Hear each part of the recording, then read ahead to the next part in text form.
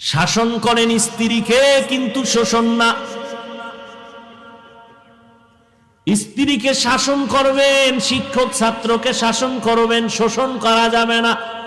শাসন করা ইনসাফ, শোষণ করা জুলুম। তবে এখানেও সাবধান, কারো চেহারায় আঘাত করা যাবে না, হারাম।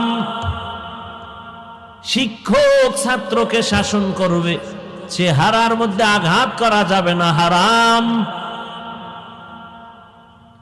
স্ত্রীকে স্বামী শাসন করবে মাঝে মাঝে, তাও শাসনের কিন্তু আইন আছে বড় কঠিন, কোরআনের আয়াত দিয়ে।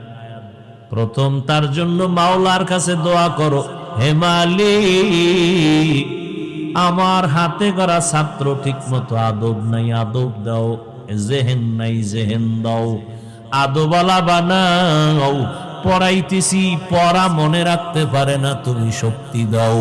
2 নাম্বার আপনার শাসন হলো এরে বুঝাইবেন, বাবা এমন ভাবে চলো, সালাম দিও, কারো সামনে চোখ তুইলা কথা বলবা না, এইভাবে বুঝাইবেন। আবার তাহাজ্জুদে সিজদায় পড়ে দোয়া করবেন। স্বামী ও আল্লাহর কাছে দোয়া করতে হবে, ও দয়ার মালিক, আমার স্ত্রীকে তুমি নেককার বানায় দাও, আমলওয়ালা বানাও।